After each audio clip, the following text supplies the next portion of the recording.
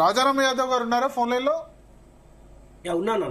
రాజారాం యాదవ్ గారు, సో ఇప్పుడు బండి సంజయ్ వాళ్ళు స్టేట్మెంట్ ఇచ్చారు, మతపరమైన రిజర్వేషన్లకు మేము వ్యతిరేకం, అది తెలిసి కూడా వీళ్ళు కావాలని చేస్తున్నారు రాష్ట్ర ప్రభుత్వం, ఇది మేము పాస్ చేయడానికి అవకాశం లేదు, 42% ముస్లింస్ కలిపితే మాత్రం ఒప్పుకోమంటున్నారు.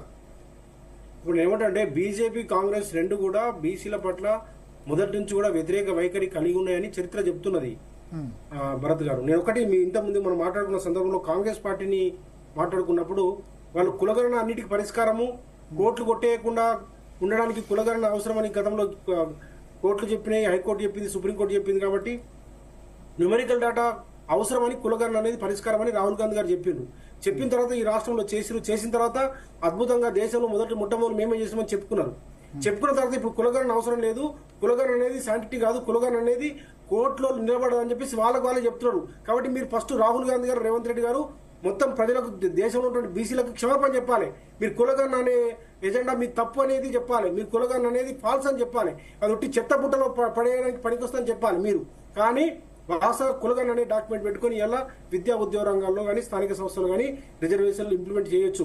ఆర్టికల్ 15, ఆర్టికల్ 16 క్లాస్ 4 ద్వారా ఇలా రాష్ట్రాలకి ఏ సామాజిక వర్గాలకైతే జనదామాషా ప్రకారము వాళ్ళకి యొక్క వాటా దక్కలేదని విద్యా ఉద్యోగ రంగంలో కానీ స్థానిక సంస్థలు కానీ వాళ్లకు వాటా దక్కలేదని ఆ ప్రభుత్వాలు భావిస్తే, శాస్త్రీయమైనటువంటి ఆధారాలు ఉంటే, న్యూమరికల్ డాటా వాళ్ళ యొక్క సంఖ్య ఏందో అని శాస్త్రీయంగా తేలిస్తే వాళ్ళు రిజర్వేషన్ ఇచ్చుకోవచ్చు అని చెప్పేసి చాలా స్పష్టంగా చెప్పింది.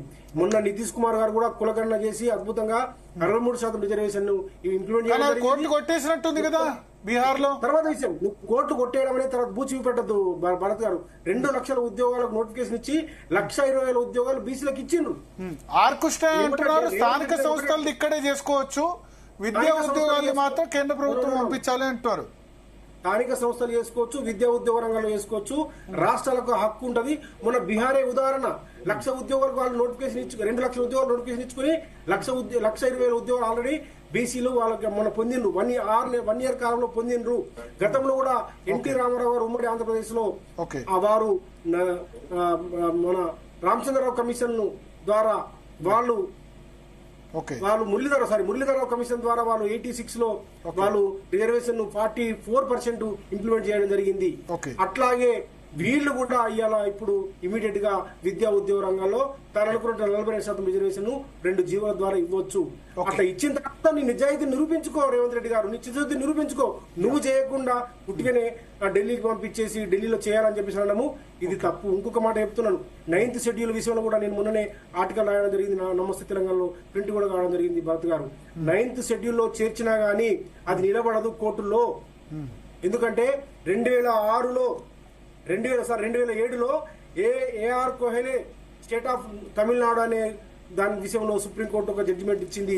దాంట్లో ఏం చెప్పిందంటే 9th షెడ్యూల్లో 1973 తర్వాత చేర్చినటువంటి అంశం పైన ఏ సబ్జెక్ట్ అయినా సరే మీరు తీసుకుపోయి అక్కడ చేస్తే దాన్ని న్యాయ సమీక్ష చేసే అధికారము సుప్రీంకోర్టుకు ఉందని చెప్పింది. ఎందుకంటే 9th షెడ్యూల్ ఎందుకు తీసుకొచ్చారు భరత్ గారు అంటే, ప్రాథమిక హక్కులకు సంబంధించి కానీ భూ సంస్థలకు సంబంధించిన కానీ ఒక 9th షెడ్యూల్ చేర్చి ఎటువంటి హైకోర్టు కానీ సుప్రీంకోర్టు చేసినటువంటి ఏవైతే బిల్లులు ఉన్నాయో చట్టాలు ఉన్నాయో వాటిని కోర్టులు కొట్టేయకుండా వాటికి సెక్యూరిటీ కల్పించడం కోసం 9th షెడ్యూల్లో కొన్ని పెట్టిరు. కానీ ఏం చేశారంటే తమిళనాడు వాళ్ళు కొట్లాడుకొని బీసీ రిజర్వేషన్ అంశాన్ని 9th షెడ్యూల్లో చేర్చుకున్నారు. మిగతా వాళ్ళు కూడా పదే ప్రతిదాన్ని తీసుకుపోయి 9th షెడ్యూల్లో తీసుకుపోవడం వల్ల సుప్రీంకోర్టు ఏం చేసిందంటే, మీరు ప్రతిదాన్ని తీసుకొచ్చి 9th షెడ్యూల్లో పెడుతున్నారు, ఇది కరెక్ట్ కాదు. 1973 తర్వాత ఏదైతే 9th షెడ్యూల్లో చేస్తారో దాన్ని సుప్రీంకోర్టు న్యాయ సమీక్ష చేయొచ్చు అని చెప్పారు. అంటే వీళ్ళు రేవంత్ రెడ్డి గారు, కాంగ్రెస్ పార్టీ నాయకులు అందరూ ఢిల్లీలో కొట్లాడి నరేంద్ర మోడీ ఒప్పుకొని 9th షెడ్యూల్లో చేర్చినా అది శాంటిటీ లేదు. కాబట్టి ఇలా ఉన్నటువంటి పరిష్కారం ఒకటే.